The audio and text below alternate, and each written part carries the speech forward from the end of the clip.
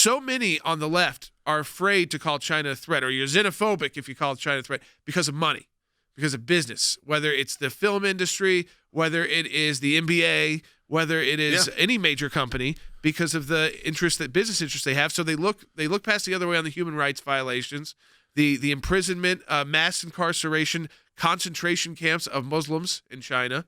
And you would think the left would be all over that. No, they're not. No, I mean, and we've seen now they infiltrate congressional offices. That's no big deal. But they impeach presidents over phone calls that 35 people are on. Yeah. So let's start with China, because I think it's made a lot of news because of Eric Swalwell, the congressman. Yes, but the fact of the matter is that it goes much deeper than that. And Rick, what I wanted to get to first was, I mean, we talk about China before we even get into the national security threat. You look at what they do to minorities in China, and a minority in China is defined as anybody that's not a member of the Communist Party. And also, and I need to say this, for religious minorities in China, and I've been to China. I have met with the lawyers that represent the underground churches, and I got to tell you something. It's unbelievably impressive people, unbelievably impressive spirit, but unbelievably oppressed. And dangerous. Where they literally will arrest the pastor in the middle of a sermon. And I went to one of the state churches, the government-sanctioned churches. Rick, I don't know if you've ever had this experience in your travels, but in China they have these, it's called the Three Self-Patriotic Church, and that's the Christian church.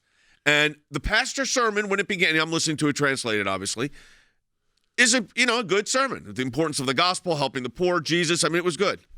But then in the middle of the sermon, he stops and says, but of course, none of this could happen without the government and without the party allowing us to be able to do these things. So he has to give this nod to the government. Then for what we would call the more typical, I mean, it's not they're evangelical churches, but it's a completely different cultural environment.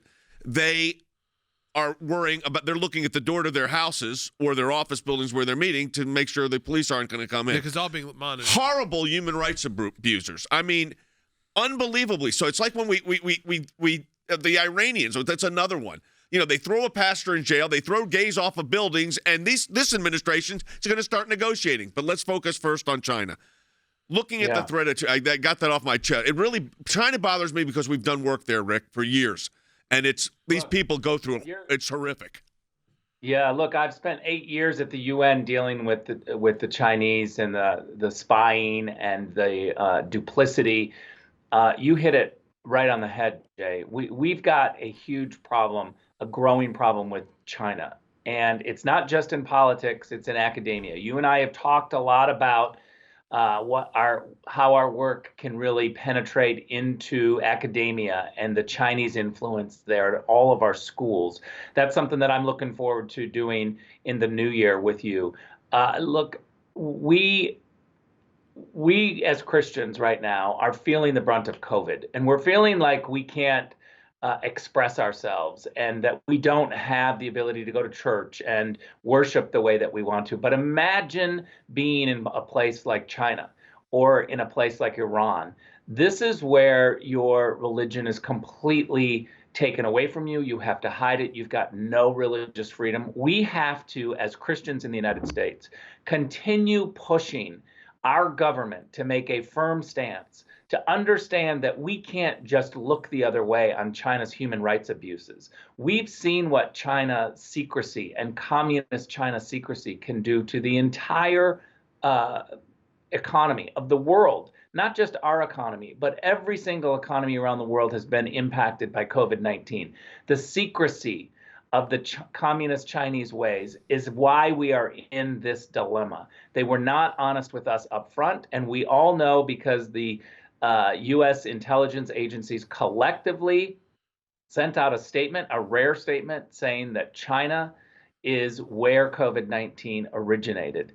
They should have been much more honest with the world, with the UN, with WHO, with the United States, and all countries to say what they were dealing with. They knew it when they shut down all of these flights from Wuhan to other cities in China, but allowed flights to go from Wuhan to other parts of the world. They knew exactly what they were doing, and this is what we're dealing with. China is a crisis for the United States.